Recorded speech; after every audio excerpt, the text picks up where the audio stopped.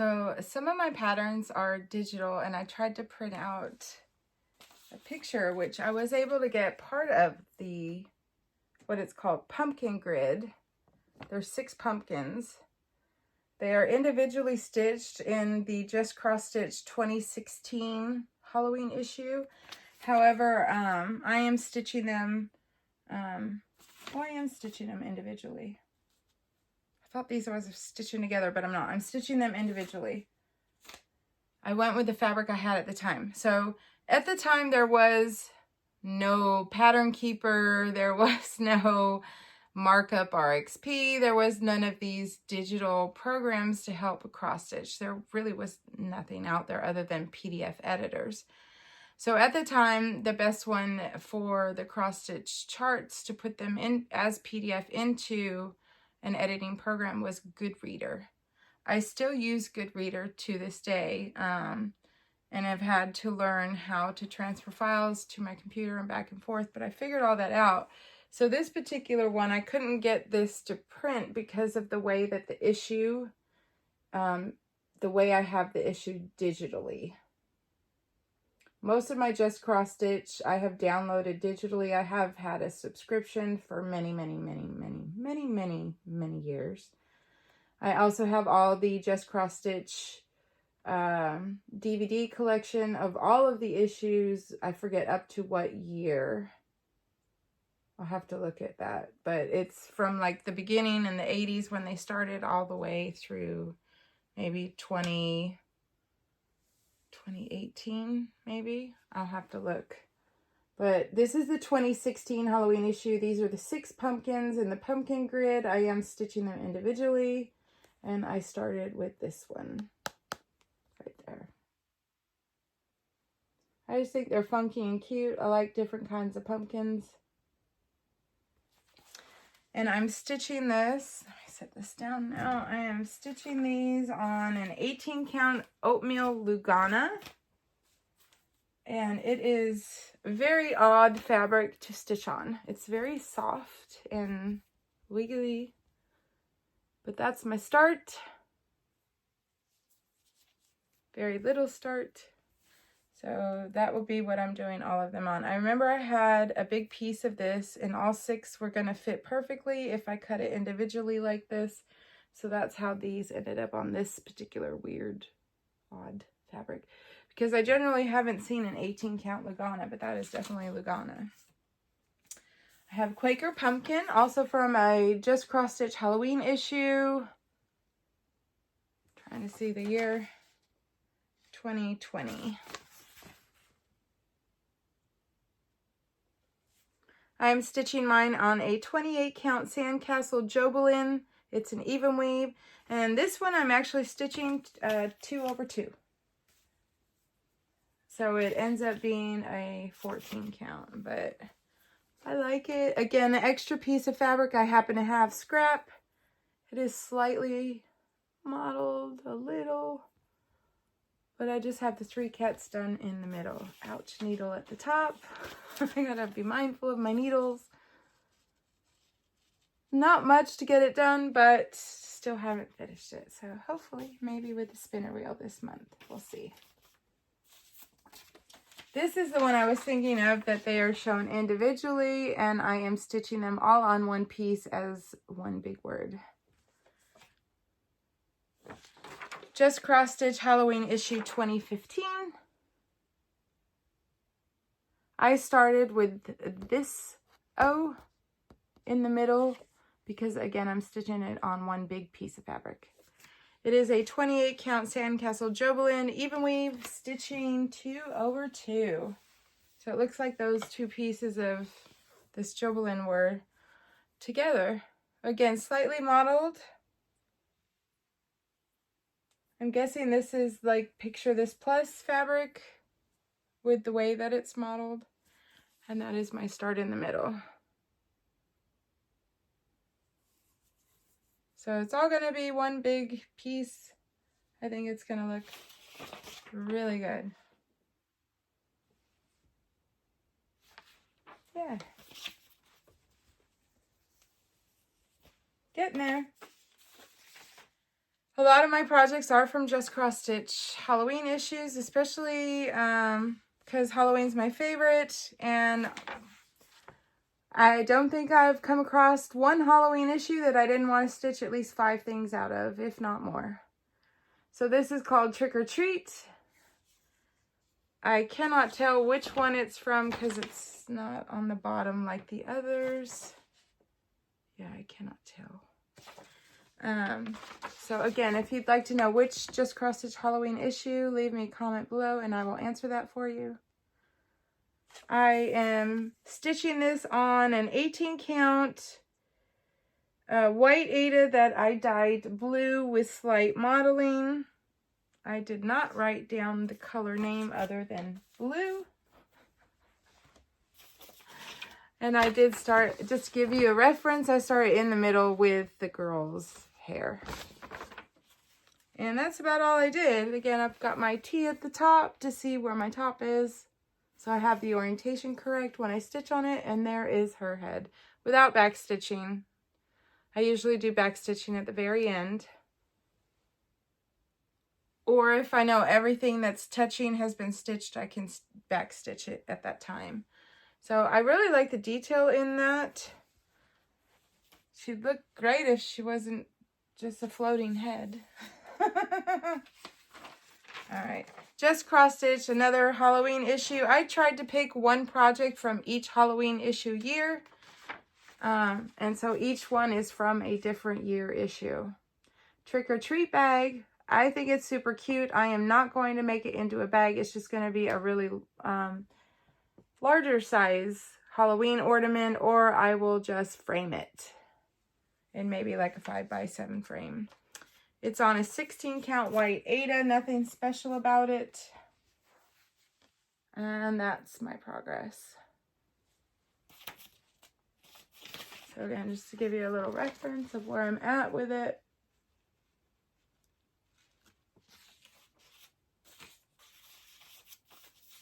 Alrighty. Trick or Treat Kitty from Just CrossStitch Halloween 2021. I think he's cute. He's all scraggly, but I love it. Now this is charted for Sullivan's floss. I do not own Sullivan's floss. And at the time I started this, I didn't have the budget to buy Sullivan's floss, so I actually went online, and with a little digging and searching, I was able to convert it to DMC. Because, again, I have a very large master set of DMC. I think it's about 14 or 15 large bobbin boxes of DMC for my master set. Estate sales stocked me up when DMC was hard to find. So, there's that project.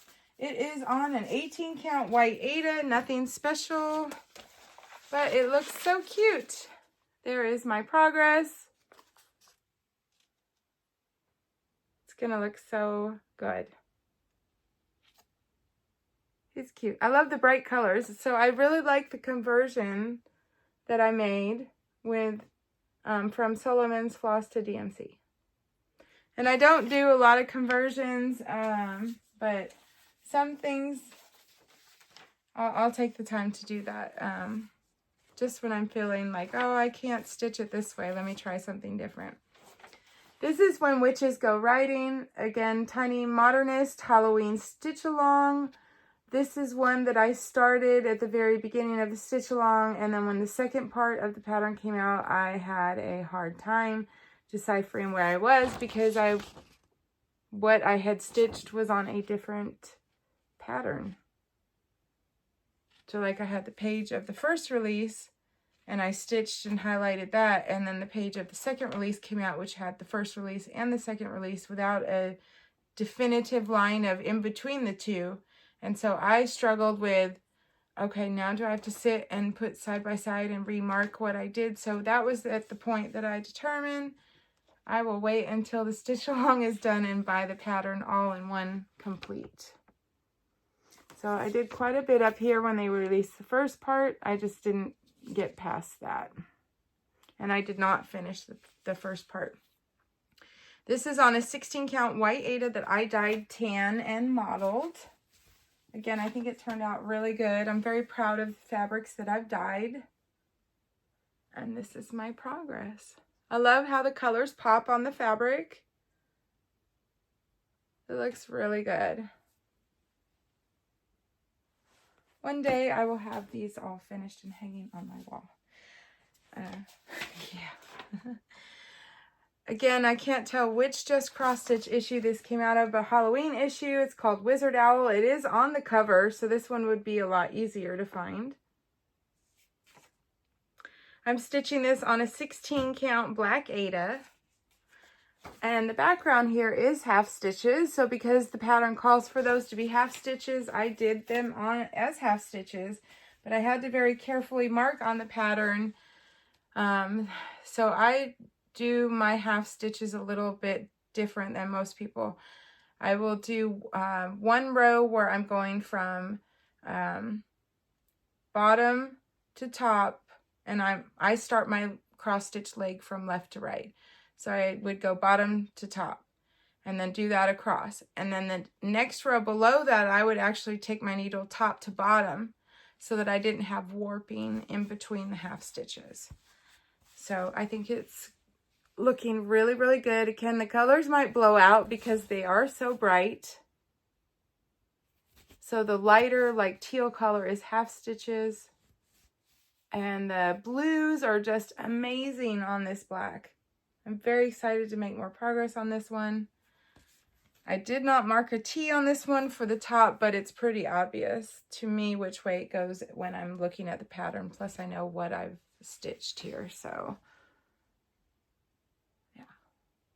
I have noticed that when I use Q-snaps on the back, because I stitch in the ditch, where I don't lay my fabric over the top of the frame and then put it on top, I actually lay the fabric down, put the frame on top, fold the back over, and then snap it on so that all of my Q-snap little slides go on to the back of the fabric where the back of my stitching is. And I'm glad I did that because the back of this, with it being black, some of the Q-snaps I have left white marks on the fabric. So I'm glad it was on the back and not the front, because I can't seem to get those out, and hopefully they'll come out when it washes. But again, luckily it's on the back. So I really like the way the colors pop on that one. All right, we're finally to Halloween Heaven and Earth Designs, or also known as HAED. This particular design is not Halloween. However, I consider it Halloween because of the context of the image. It's a Jasmine Becket-Griffith artwork called Belladonna's Gift. To me, she is very Halloween. And I have a brand new kitty cat that everybody says has a Halloween face, and she got named Belladonna, or Bella for short. Absolutely love Jasmine Becket-Griffith art.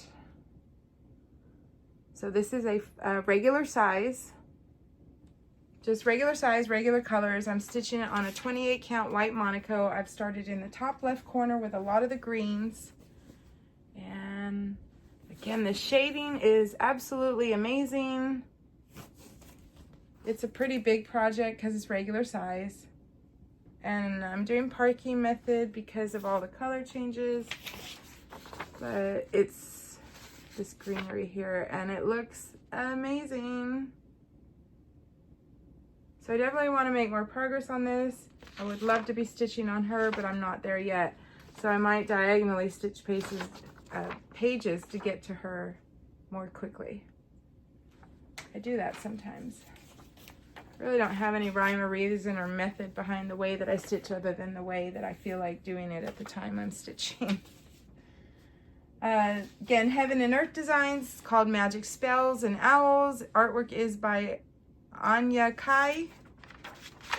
Hopefully I pronounced that correctly. There is a lot of orange background. However, I just love the entire thing, background and all. Love the spider webs in the trees. And I have started in this top left corner, and it is black in that very tippy top corner. Have not made much progress, but I consider this a Halloween project. I love all the owls. Mushrooms crack me up. It's on a 28 count white Monaco. That was pretty typical for my Heaven and Earth designs because I had coupons for Michaels and got the fabric for maybe $2 or $3. So it's a pretty big project. It's regular size, regular colors, which I think is how many colors? 90 colors, that's normal. And again, just started up in the corner with the black part. No other colors have come into play yet. So hopefully I get more progress on this one. And this is when I used to grid the entire line across. Now I just do the 4 dots on one on each corner. Makes it a lot easier for washing it out. This particular one is one of my favorites. Again, she's not technically Halloween, but it's another Jasmine Becket-Griffith artwork charted by Heaven and Earth Designs called Sea Beacon. I did get the mini version, but I absolutely love her. She's beautiful. And I have quite a bit done on this. It's a mini with 85 colors. It's on a 28 count Lugana that has the easy grid with the white gray grid. And in all honesty, with what I've got done and the fact that I'm parking on this project, it looks like her face is melted. So if that creeps you out, I apologize, but this is what I have done on her so far. I absolutely love the wisps in her hair. And again, this is a mini, and this is the full width of the project. But the detail is amazing. I am working on her face, and I have barely started the tippy top of her eyebrow and part of the hair here along her face.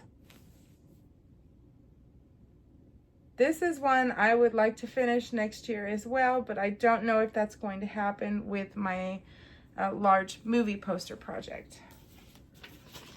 This is my absolute favorite Heaven and Earth design right now, besides the Belladonna's Gift.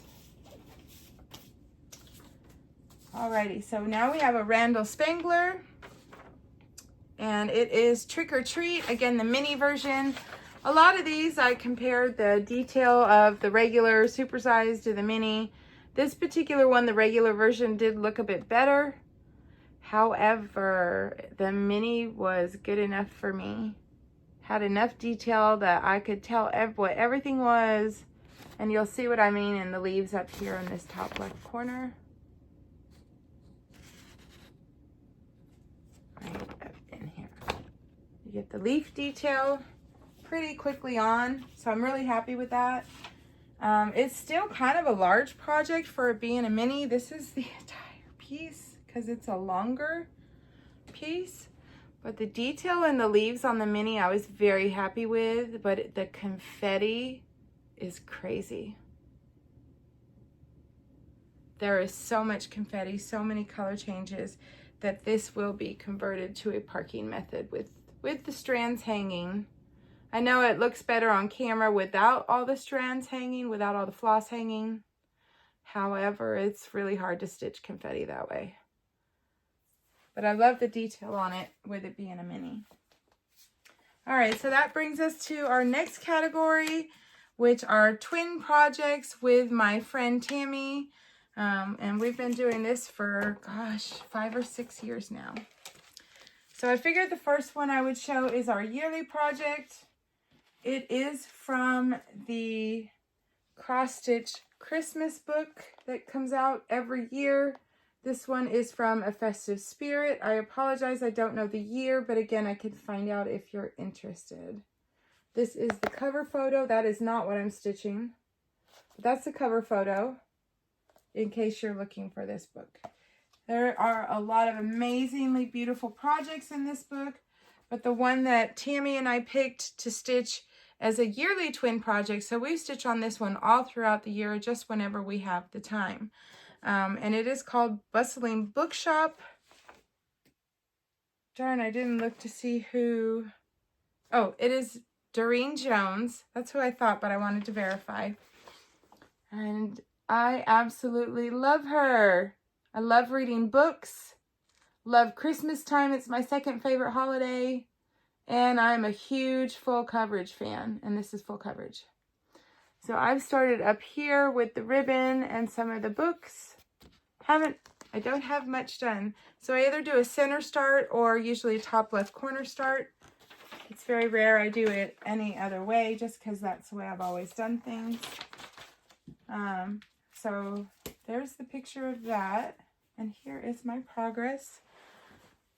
Some of these I do have my needle minder still on, but when it's put away in the bag, I usually put the needle in the fabric so it doesn't fall off and get lost. But there is my progress on the Bustling Bookshop. And it has a lot of back stitching. So this particular piece, while it is small, it's on, I think this is an 18 count Aida. So it's relatively small on the 18 count.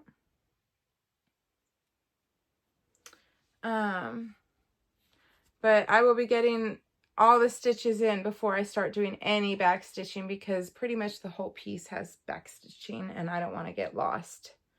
So the easiest way for me to do that is I have the chart scanned in and on my digital good reader program. Although this one I might have converted and put on Pattern Keeper. I can't remember. Sometimes they work on Pattern Keeper when I manually do it. Sometimes they don't. It's a process. So if I can't get it to work in Pattern Keeper, then I put it on my good reader program and just highlight what I've done digitally. And so when I'm done with all the cross stitches, I'll erase all my highlighting and then go back and just highlight where I back stitched. And that helps me out, which is why most of the time I'll wait till the end for my back stitching. It just makes it easier for me, but everybody does it differently for sure. Another twin project that Tammy and I are actually going to be focusing on for the month of October this year. So starting today, I need to get some stitches in on this, which I need to get busy because it's getting later in the afternoon and the lighting's definitely getting darker outside. But this is by the Witchy Stitcher and it's called Chopping Mall. It was a stitch along many, many years ago. We didn't stitch it during the stitch along. We just purchased the pattern after. And let me tell you, this pattern, it's like 80 pages. The pattern is a beast. It took me a little while to learn how to read the pattern. So just FYI, it requires a little bit of reading because I am not an advanced stitcher by any stretch of the imagination, even though I've been stitching for 37 years. I'm still pretty intermediate. And only recently I've been dyeing fabrics and switching out floss and stuff like that. But figuring out how to read the chart and put it all together so that I did everything correctly took me a little bit of time. I'm very happy now that I understand it all, but it was a learning curve. Yeah, it's pretty interesting. And then the fact that the pattern is like 80 some odd pages, I was like, wow, I was surprised. So it's a great deal for the price, I will say. Witchy Stitcher, thank you so much because that pattern should probably be about double the price that it was. Not to raise the price or anything, but I was very impressed. But it was a little bit of learning curve to read the pattern and figure out how it all goes together. But now that I know, it's easy. So this is on a 16 count white Aida that so when I lived in Colorado for quite a long time. And I used to snow dye my fabric a lot, kind of like the idea of people doing ice dyeing, where you do the fabric in the shape and the way that you want, and then you put all the ice on it and then do the powder dyes on the ice, let it all melt, and it comes with very strong contrast colors. Well, when you do it with snow, it's more softer and subtle. However, it spreads out a lot better, more like a blended mottled fabric. So I snow dyed this with a gray dye. That's all I said on my little cheat card here. But I think it turned out amazing because, and again, I only used one color dye, which was gray. But because of all the different ways the snow melted and the different concentrations of the way that I put the gray on, a little light here, a little darker there, And again, just the way the snow melted, it created this multitude of amazing colors that I cannot even explain. So I'm very impressed with that, with my chopping mall fabric. I am on the Chucky room, which is room number 1. And then I started doing more of the house border. I was getting a little tied down in the tediousness of all the different color changes in here, so I decided to take a break from that and come over and just black stitch some more of the frame and border.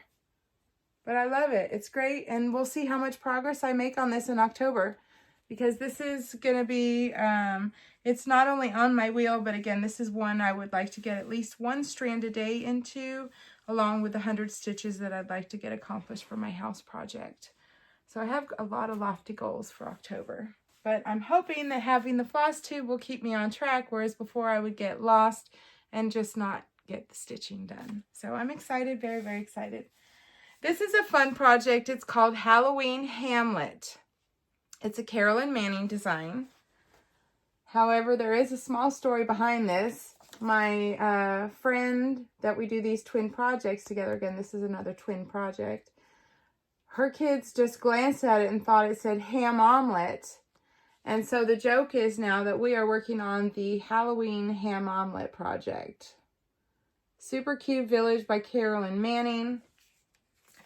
I'm stitching this on an 18 count white Aida that I dyed a light purple mottled. I made fabric for myself and my friend Tammy, because again, this is a twin project for us. She is much further along than I am, for sure.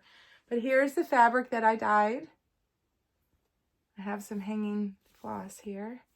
And there's where I'm at on the village. Super cute. I can't remember if I did the ghost and glow in the dark thread or not. I'll have to go back and look at my notes if I have any. But yeah. So there's another one. That's fun. And again, these are all twin projects with Tammy, just these last few. Halloween Quaker by, let me think about this. I believe that people used to say Lila's Studio, but it's actually Leela's Studio. I apologize if I say it wrong. But Halloween Quaker is a pretty popular project. I did dye the fabric myself, and I've started in the middle. I made fabric for myself and Tammy. And I actually dyed them at the same time, so they would be very, very similar. I used an 18 count Aida, dyed orange and gray mottled. Some of these I have the needle minders on, some of them I don't, but I have needle minders pretty much for all my projects. They're on a big magnetic board, but I haven't gotten that out yet from the move. So here is the fabric that I dyed for my Halloween Quaker project. Again, Tammy's is about the same. I dyed them at the same time, so they'd be very similar. There is my progress. The moon is in glow in the dark thread, and I am switching all of the white, the ghosts, the moon. Let me see what else is on here. The spider webs, all of those items, all of those things are going to be, and then here's spider webs, glow in the dark thread. So the moon is already in glow in the dark thread. I did forget, and I had stitched it in 3865, had to rip it out and re-stitch it in glow in the dark thread. I'm very happy with that. This is a project we worked on in August. We generally do our Halloween projects on the even months so that we can stitch on one in October. And we have 6 Halloween projects out of our 12. So we have a,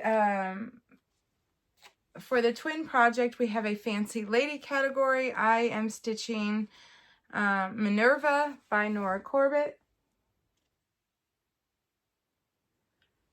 And she is stitching the Bella Filipina. I forget the name of the chart. She's like a sorceress with a crow, and she's in purple. I don't know. It's really pretty. I dyed fabric for her for that. And so I'll have to have her send me a picture so that I can insert it in my second FlossTube video so you could see what the twin project is of her fancy lady. This particular one, I dyed the fabric. I do not have notes for some reason, which is a little baffling.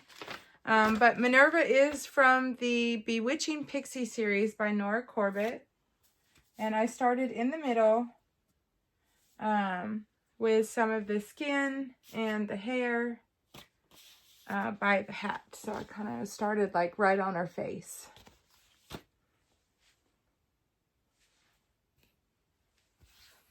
I think it looks really good so far. Again, I've marked with a water-soluble pen here the up arrow for where the top is, so I know what orientation my fabric goes. But I made this fabric, I dyed it, and I couldn't tell you what I used because I don't have notes on it at the moment. I'll have to look in all my notes and see. So I think she's going to look really pretty. She just looks a little funny right now, but I think on this fabric it's going to look really pretty. I'm excited. And I will do the moon in like a yellow glow in the dark. I can't remember what the specialty thread is it calls for, if it's just CMC. And I still need to buy all of my beads for this. All right, another twin project, probably haunted by Little Stitch Girl. If one door closes and another door opens, your house is probably haunted. Super cute. Again, I'm doing the moon and the ghost in glow-in-the-dark thread along with the eyeballs in the windows. I do believe Tammy is further along on this than I am. However, we are both pretty close to being done. But she has like the bottom graveyard and all that done already. I don't have notes. I do believe I dyed this fabric. It's like very slightly modeled, or I did it just solid. But I know this was a white Ada. Like in person, I can see slight modeling, but it's hard to see in camera. But this is my progress, and that's my needle minder with the witch feet, or the witch shoes. Up there, I actually wrote the full word top. I do whatever it takes at the time for me to see what my orientation is on my project. So that's a lot of fun because the ghost is done and it's in glow in the dark, and he pops pretty good on there. I just don't have his eyeballs in yet. Another twin project that we're having a lot of fun stitching. We've been stitching on this one for quite a few years, and it's definitely going to be quite a few years more that we're working on this. It is by Glendon Place and called Sleepy Hollow. Very popular project a few years ago. A lot of people did stitch-alongs. I am saving the moon for last. So I've started in the top left corner, but I have the entire tree done, as you'll see, part of the horse. But Tammy has the majority of the horse done. Of course, I stuck my... What kind of fabric did I use on this? 14 count Haunted Ada by Picture This Plus. So I did that on when I was purchasing fabric, so I would know what I used. But it is the, oh, wrong side, Sleepy Hollow.